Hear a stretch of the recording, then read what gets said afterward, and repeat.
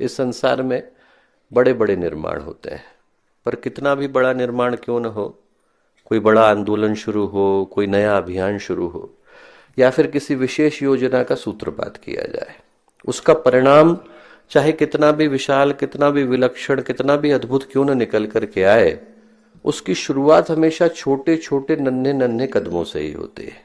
पहला कदम तो व्यक्ति को कहीं ना कहीं रखना ही पड़ता है। कोई एवरेस्ट को भी चूम करके आ जाए, पर उसको भी अपनी यात्रा के लिए पहला कदम कहीं ना कहीं तो रखना ही पड़ेगा।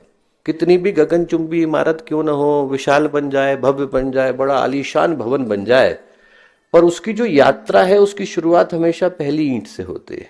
बड़ा सा वृक्ष बन जाए, हजारों प्राणियों का बसेरा बने, न जाने कितनों को वो शाखा दे, प्रशाखा दे, उनके ऊपर छांव दे, उनके निवास का आधार बने, पर तब भी उस वृक्ष की यात्रा की शुरुआत एक छोटे से बीज से होती है।